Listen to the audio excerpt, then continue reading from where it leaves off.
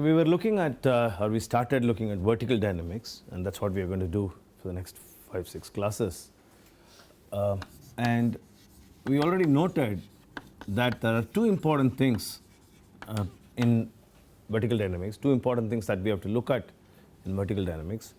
One is what we call as ride comfort, okay, and the other is what is called as road holding. Okay, so ride comfort and road holding are the two important things that we are going to see in this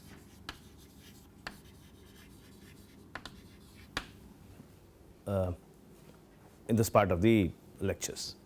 Now, of course, road holding for a common car may not be an issue, maybe more for formula cars, racing cars.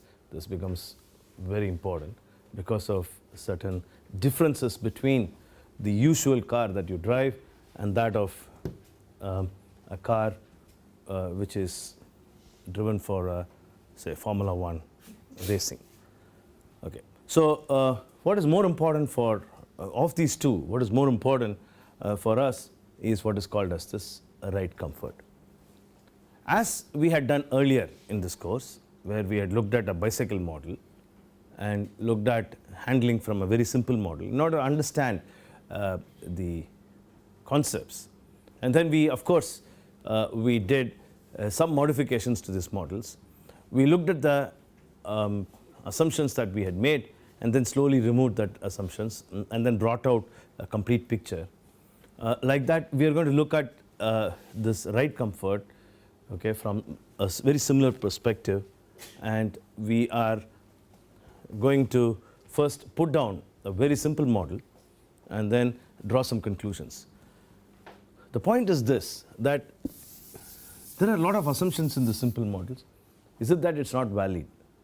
One of the first things you have to notice is that when you have a very complex model that you may put up in one of the commercially available softwares, like CarSim, Abacus, Adams, and so on, they need to first have a model in order that we put it inside this softwares.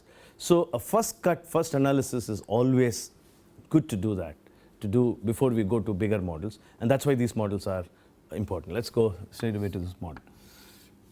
There are a number of names to these models. We will know as we go along what are the names to these models.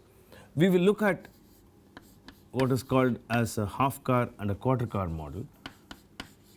This is a very standard technique. You would have noticed that in your control system course, where we will going to replace the system with spring mass, damper, and maybe even in your vibration course. Okay.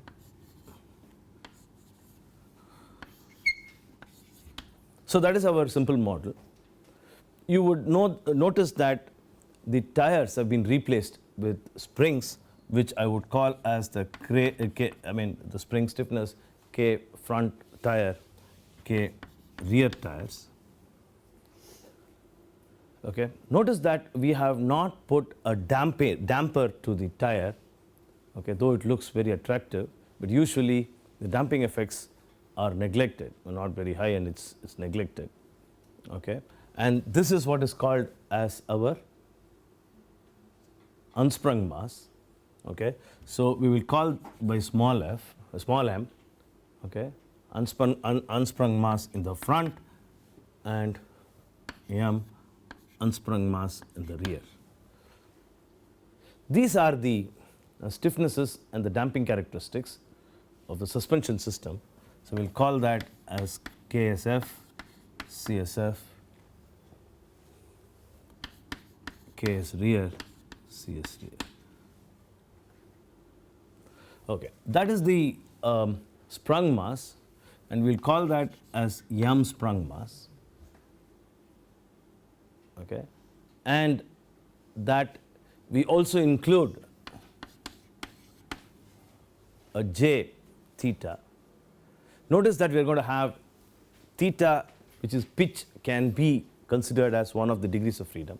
So we are also putting J theta in our analysis, so that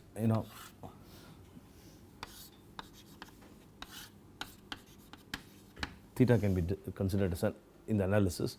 And we'll follow the same thing as we had done before. That is this distance A, and that is the distance B from the front and the rear. The input to this is obviously the road input. Okay, so we will call that as, say, road in the front and road at the rear. We assume here in this model, look, note this model, what we have done is, like we did, compressing the bicycle model and so on, what we have done is to compress that and put it like this. Okay, so in other words, we are designing half the car. People call this sometimes as half car model, because the other half is compressed and put into one thing. So what is possible to have here is the pitch mode. We are not considering roll. In other words, what we consider in this model, or the assumptions that we make in the model, is that the right input, the right side of the tire input is the same as that of the left side of the tire. Okay, both the inputs are the same, or in other words, the road is such that right and left side are the same here as well as here. Right? Okay. So of course, this is a question of time. Okay, that is the input into the model, and we assume that there are displacements. Let us call this as y1 and y2. Okay, and let's just put the displacements here as z1 and z2, which can be expressed, of course, in terms of the what I'll call as z or zs.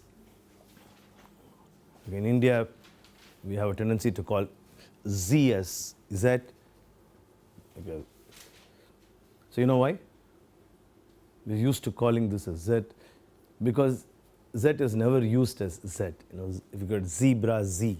Okay, so if you notice that z is always used as z, so the reason why usually people don't call this as z, but they call it as z. We are used to calling this as z. When I say z, there are problems for some of you to follow what I mean. So anyway, so that is the z1 and z2. Okay. So now what am I going to do? Very simple, nothing great.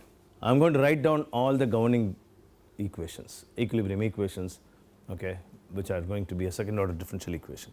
That's all I'm going to do. Okay. In fact, you can write it down. There's no issue. What we are going to do, of course, I can write this in terms of z, s and theta. Okay. Or in other words, it's possible to relate both by means of this relationship.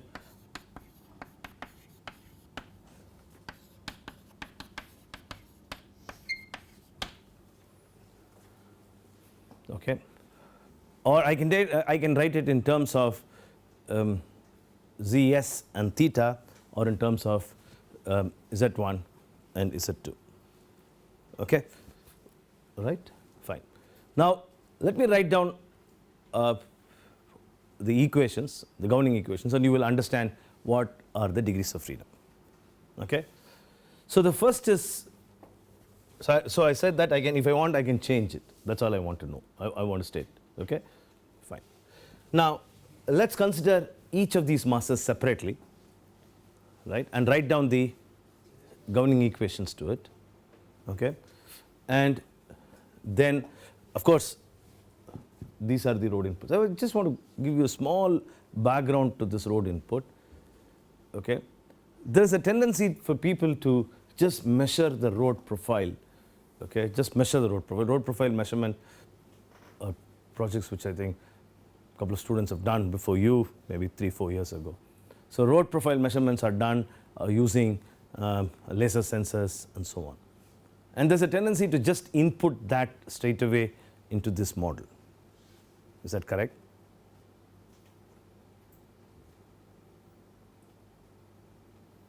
Is that right? Why it's not correct? You can change later. No, that's correct. But I'm saying a particular road where you're doing measurements. Okay, I measure this. I can do that using Yeah, okay, that's very good. We're going to consider the speed. Tire may damp some of the Correct. Tire acts as a filter. Okay. Now, because tire, that is what is called envelopment characteristics of the tire. So the tire, as it goes, okay, is not going to be like this, but it's going to be like this. Okay, and it is not. In other words, it is not the true representation of the road. What the car sees is not the true representation of the road. So when I put this RF and RR, they are not road inputs, which is usually called in many textbooks. It's not that just the road profile, but it is the profile which the car sees after this high frequency filter called tire, which filters off not due to its stiffness characteristics. We're not talking about that. That I have already put it here, but more due to the envelopment characteristics, so that the what goes inside is what is felt. If you go and sit in this tire here, this region, what is it that you feel is what we call by RF and RR. Do we really know what that is? Yes. So there are models, you are correct. There are models to understand and put that as an input. Okay. This is a very important problem, been tackled well in the tire models. Okay. Envelopment characteristics, as it's called. If you go and look at Swift model, okay, then you will see that there is an envelopment characteristics as a part of the model, but that is very important. So whatever model you put in, it's very important that envelopment, you understand what is envelopment. Envelopes, okay, that's what goes as an input. That becomes very important. Let's now straight away write down these equations. Now, so ms into, I would use that, is equal to f front plus f rear, which I have to be consistent. That's why I have to refer to that notes, because I don't want to change my thing. So let me call that as f1 and f2. Okay. I have a tendency to change this. I want to be careful if you don't understand anything. Okay. So let's call that as f1 and f2. So f1 and f2 are the inputs from the front and the rear, respectively. So what's the second equation? J theta, moment equation. J theta into theta double dot is equal to moments f1 into A minus f2 into B. Okay. So the next equations, two equations I'm going to write for the unsprung mass, the front and the rear. Okay. So m unsprung mass, the front y1 double dot is equal to, so write down the force balance equations. Okay. MUF, right? So MUF into y1 double dot MA, write down the force terms. K front tire multiplied by, now that's a spring, so all of them are RF, so RF minus Y1, all of them are function of time, so I'm just removing this T, plus K suspension in the front. So there are two things here, so Y1 and the other side is Z1. Okay, so Z1 is written in terms of course, I already written that.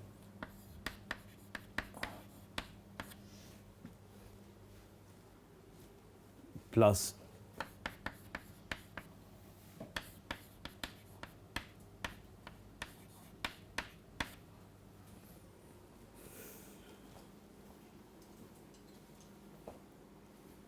right. So similarly, I can write down MUR into Y2 double dot is equal to KRT into RR minus YN plus KSF into Z2 minus Y2. I'm not going to write down or derive every step because this is algebra. I said that, I told you already that you have to work out some of the steps that you have. Yeah. That's CS. Oh, sorry.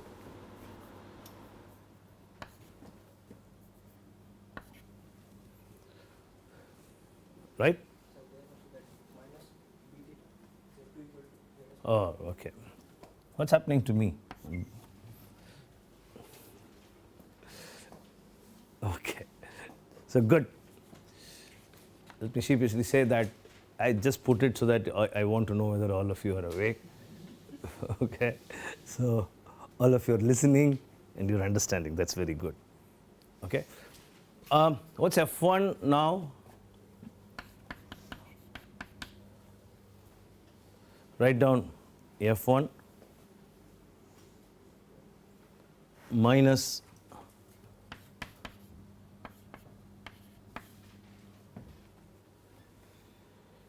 K Fs into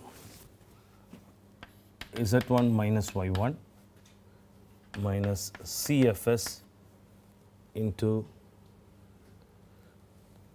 Z1 dot minus Y1 dot,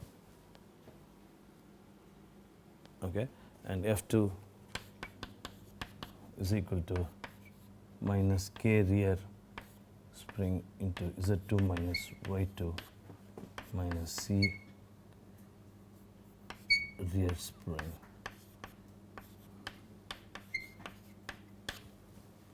Okay.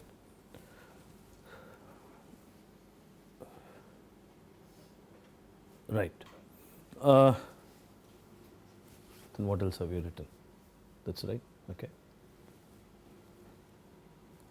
Now, as I said, I'm not going to do the rearrangement every step. Obviously, I'm going to write this down into this. By the way, what are the degrees of freedom?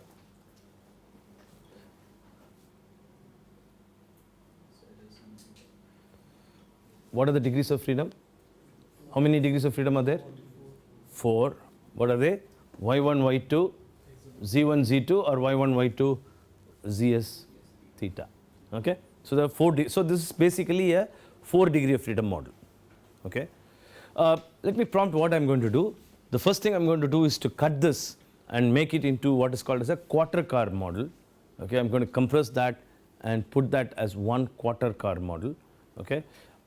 In fact, more interestingly, what I'm going to do is to cut this and consider the masses to be distributed to the front and the rear in the same ratio as we had done before, and then consider this as 2 quarter car models, 1 to the front and 1 to the rear. Okay. So what I'm essentially going to do is to rearrange this.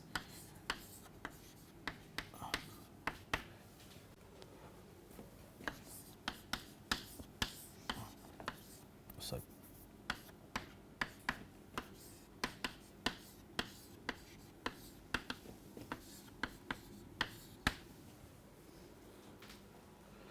Okay. Rearrange it. I'm going to write down the results. Of course, U is equal to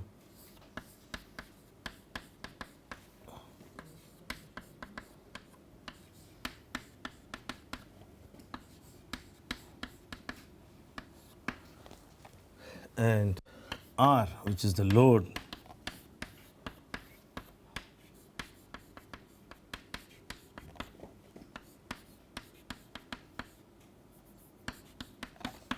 of course, M is quite straightforward.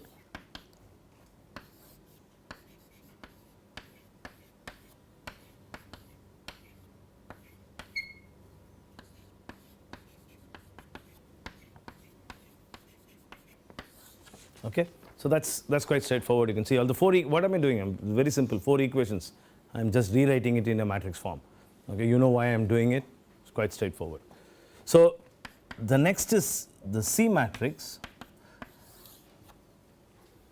rearrangement gives us note that I'm going to replace Z1, Z2 and all that. So rearrangement gives me something like this, CFS plus CR, yes, CFS, A minus CRS B minus CFS minus CRS.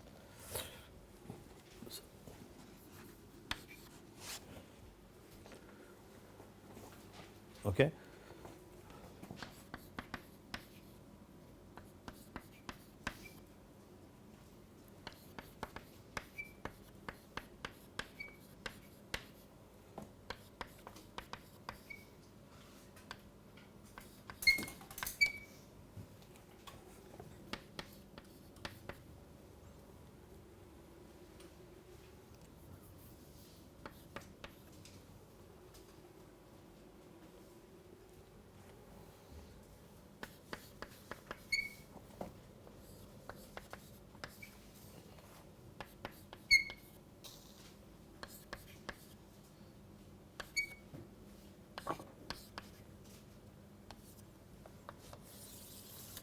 Okay.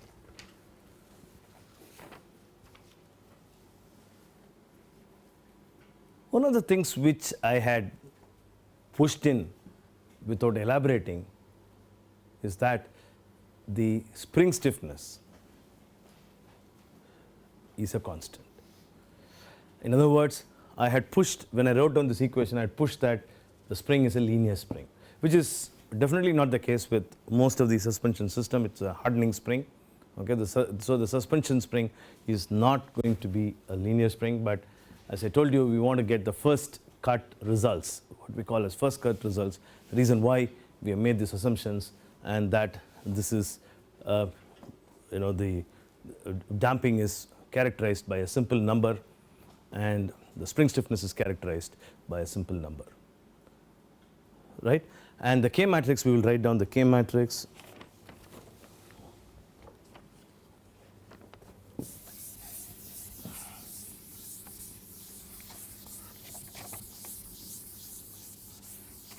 Here the results are very interesting. Unfortunately, we can't jump to the results, so we have to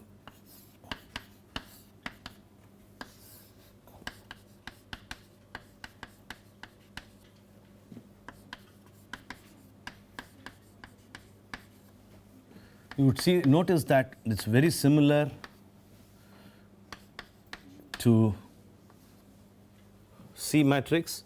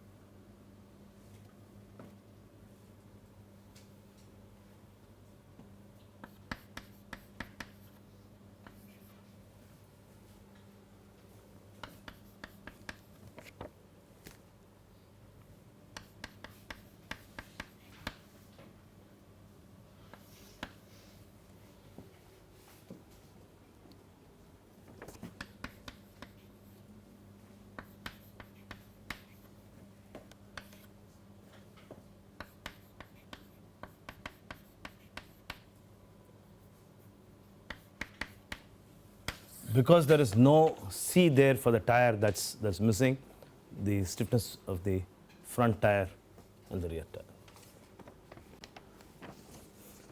Okay. We can solve this, not a big issue. Okay. You have MATLAB. Okay. You know, if I give you the functions, okay, you can solve it. But I'm not going to do that. Okay. As I said, we want immediate some results. So this is a complete half car model. Okay. In fact, just for the fun of it, write down equations for a full car model. Okay, write down equation for full car model, and it's possible to solve. It's not very difficult. You can solve that as well. But nevertheless, you write it down just to get a feel of how we're going to deal with it. In other words, if you go to a full car model, then you have a pitch, then you have a roll, right, the other direction, and then, so for the body, you have the Z, and then pitch and the roll, right? You can write it down. Now what I'm going to do is to split this to get some very interesting results. I'm going to split this into two models or two quarter card models. Later, I'm going to consider a similar version of our half car model in order to understand, okay, more about this model. So the first thing is that this is what most of the companies do, okay, as a first cut. Why do they do it? Immediately, if you want to look at suspension tuning, if I want to look at optimized suspension, okay, then it becomes very simple to understand this, right? And so we use this for optimization of the suspension system. So the first thing I'm going to do is to look at what is called as the quarter car model. As I told you before, I'm going to redistribute the mass, right, and put that front mass is equal to, how do I put that? B by L into this sprung mass, and is equal to A by L into the sprung mass. Okay? So now the equations are the same, front and the rear. So I'm going to consider only one of them and put that M as a small ms, and write down the equations. Okay. So how does this look like? As I said, I'm going to cut it here. So the front and the rear will have the same or similar or same equations. The only thing is you have to replace corresponding with the ms, k front, k rear, and so on, right? So we will write down one common thing. So that is our sprung mass, and then that is our suspension, that is our unsprung mass, that is my tire, and the tire is on the road. So that's my what is called as quarter car model.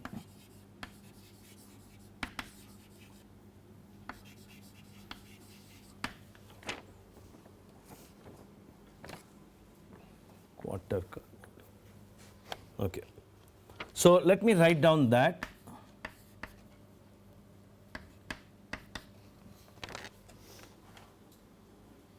Is equal to, as I told you, this one we would call that as Z, and that is Y.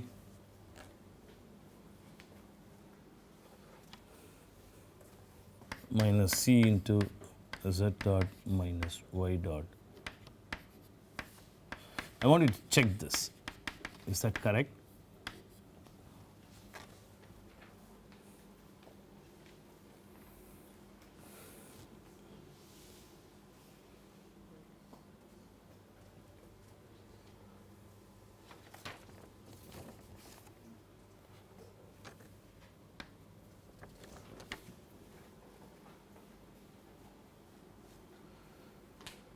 Of course, that's Ks, that is C, and that is Kt.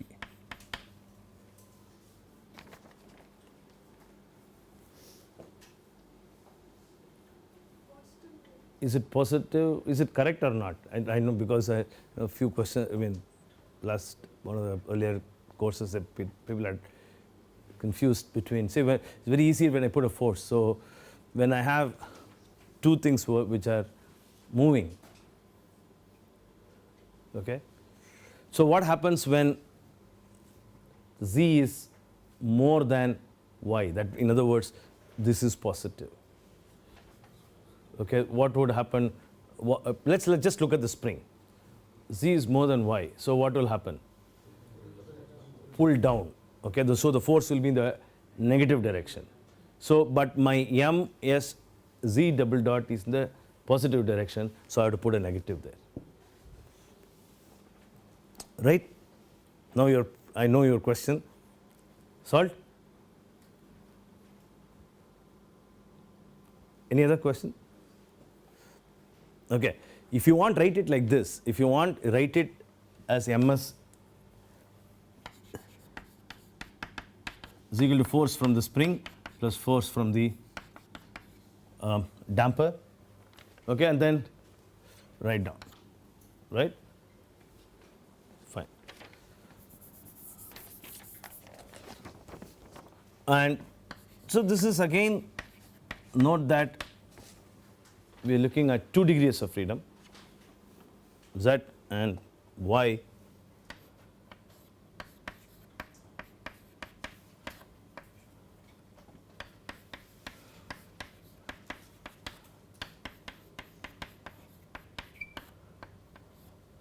Of course, R is the road input. Note that all of them are questions, are functions of time.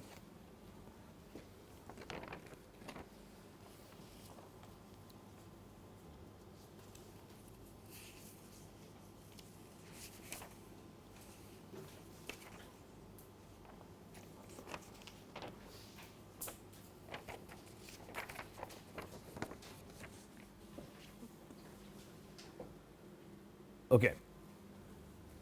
Now, I have to have a strategy to look at it. Why am I looking at this? One, I said that I want to optimize the suspension. Okay. So in other words, you can look at this simply from point of view of natural frequency, determine the natural frequency, okay, and we will see we can optimize the suspension and so on. Right? In fact, just want to state even before we go there, so you will get, okay, in simple terms, in terms of what you have studied, you would see that there are 2 natural frequencies. Okay, one is called as the wheel hop frequency, and the other is the body frequency. Right. But more important thing also is that I'm going to write down the behavior or the ratio of the y in terms of, or y to r and z to r. Okay, I'm going to write that down. Now, I'm going to assume that this r is a complex exponential function, which I would write that as r e power I, say, omega t. Okay, as a complex exponential function. This is, you would have studied this already in controls. Okay, so what is this system? This is what is called as the linear time invariant system. Linear time invariant system, nothing is going to change, okay, and that if your output is delayed, input is delayed, output is also correspondingly delayed, and so on. The beauty of the system is that if I now give a complex exponential function like r e power I omega t, the output is also a complex exponential with the same frequency but with a phase lag or phase difference, with a phase rather, right? So let's call that as, say for example this thing, let's call that as y e power I omega t plus phi, okay, which I would combine them together and write that as y e power I omega t. So the y is actually a complex function, takes into account the phase as well, right? Now why am I doing this, or what is the use of this, or how do I use this property called linear time invariant function, that the complex exponential becomes this is used, how do we use it, or why do we put it like this? Basically because whatever be the input can be split into, in the time domain, you can split it into complex exponentials or sum them up as complex exponentials. Okay, you had seen this, for example, in Fourier series, right, where you had a periodic function. The periodic function was expressed in terms of sine and cos, which are, which can be expressed also in terms of complex exponentials. Okay, that is for a periodic function. You can also express, say for example, the road input as in terms of complex exponential, in terms of a number of frequencies, using another technique, okay, which is very well used, called Fourier transforms. Okay, and the way we are going to calculate that is what we are going to call that as fast Fourier transforms. Okay, so a Fourier transform converts whatever be the input into a number of complex exponentials, and hence if I now get a solution for one complex exponential, okay, and using this time superposition principle, it is possible for me to get the output for a number of such complex exponentials. So that's why I'm interested in that complex exponential where y is also a complex function, and so I write it like this. All right. With that background, let me write down. I'm going to, as I said, quickly run through because we're running out of time. There are a lot of things to cover.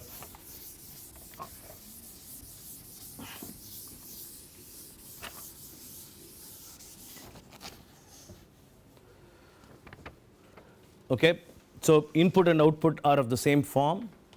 Substituted, what do I do? Put that in the governing equation. I'm going to get omega squared here and so on. You do that.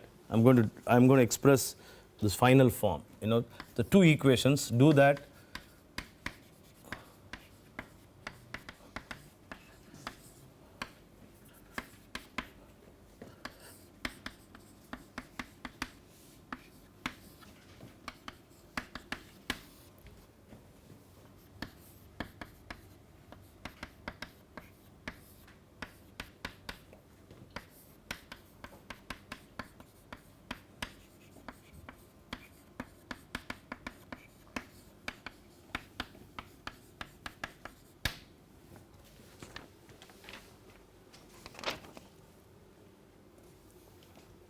Of course, R is real.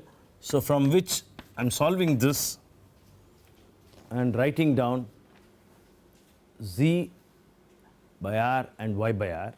Okay.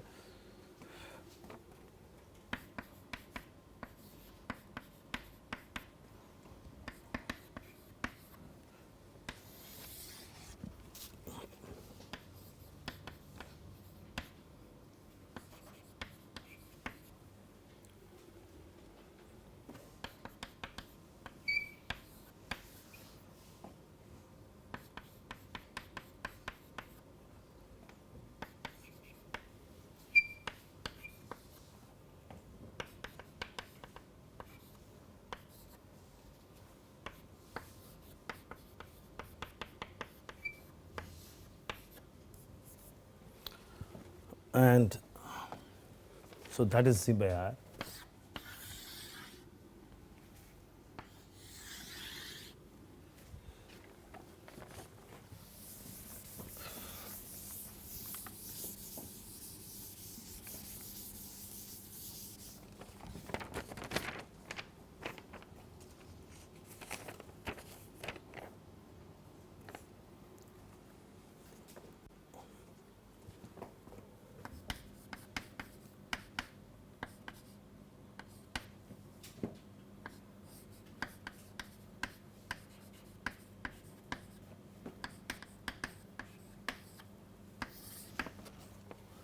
The same thing as denominator. Let me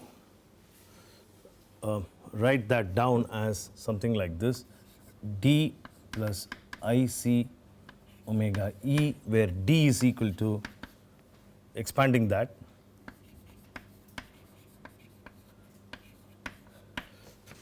though this looks formidable, there is nothing that is difficult in this.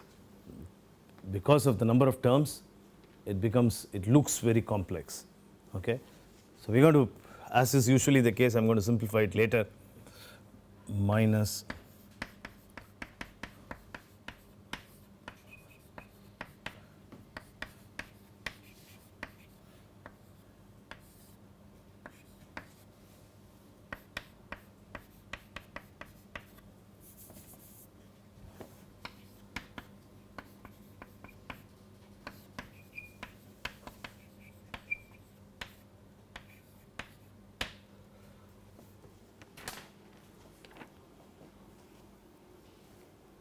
Okay.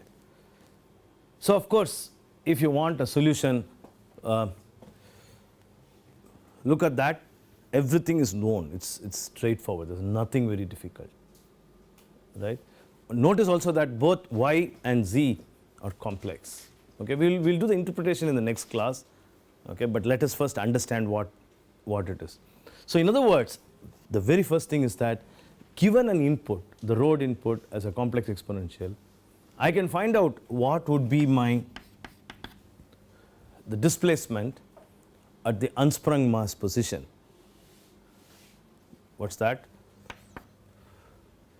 So let me call that as G, let's say Gz. Let's call this as Gy. You know why I'm calling that as Gz and Gy. Okay. So y is given as R multiplied by Gy multiplied by E of I omega t, right? Same fashion you can write down Z.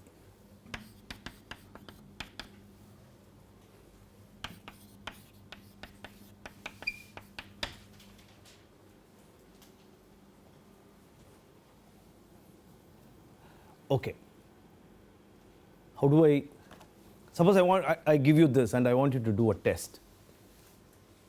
How would you do? Practically, I want you to measure this. Before we go further, so this is too much of maths, too much of equations. Okay, tell me what are you trying to do? What is that ultimately I'm interested in? Okay, right? That's the first question. I'm giving you a car, and I want you to measure. First thing is, I don't even know, you talked about road envelopment characteristics. I don't even know how I get this road envelopment characteristics and so on. Okay, so okay, give me a car. Let me first do some experiments to understand what's happening. First question. So what are those things that you have as an equipment, as a sensor, in order to do an experiment? You have an accelerometer, right? Okay, very good. All of you have used accelerometers. So the first thing you would do is, yes, I have an accelerometer, a data acquisition system, right? So what do? I put an accelerometer here, and I put an accelerometer here, and then start recording the acceleration levels. So now acceleration levels are obviously can be determined this by this. Y dot is equal to I R Gy I omega t e power I omega t, and I square, that is, in other words, from here it is minus of this quantity minus of that quantity, right? So once you measure this, suppose I want to know how much of road input has gone in. I have measured it. In other words, I know what this quantity is, right? For let's say that I do FFT, I do all those things. Let's take one frequency. I know what has gone in here. So I can easily find out what is because I know I measured it, I know the other quantities, I can find out what is my actually R. So this is for a particular tire, okay, that is a constant, and so I can use that for any other vehicle. I can use R into e power I omega t as an input for the road, right? So the first thing is that from here I am interested to determine the acceleration, right? And I'm going to look at how my tire is filtering, right? And also, more importantly, how my suspension is filtering all that input, right? Why am I interested in acceleration? Because you would later see that acceleration is the deciding factor for ride comfort. You would see that it is the tolerance level for a human being would be expressed in terms of accelerations, okay? So that you can do it by measurement, as well as you can do it by a quarter car model. We're going to give a small twist to this. Is it exactly acceleration? Is it something else? We'll come to that. We'll give a small twist to it. But nevertheless, from here, what we are interested in is the acceleration, right? If you want the magnitudes of Z and R, we will finish this class with that. Magnitudes of Z and R.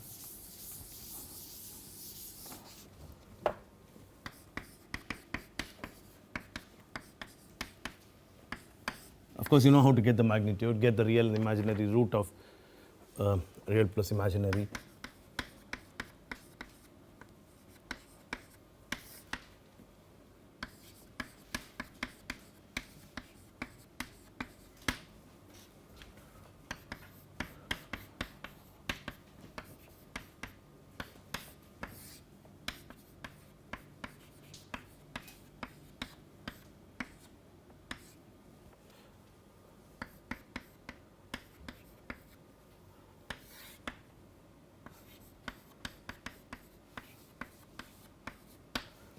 So that's the two vertical magnitudes.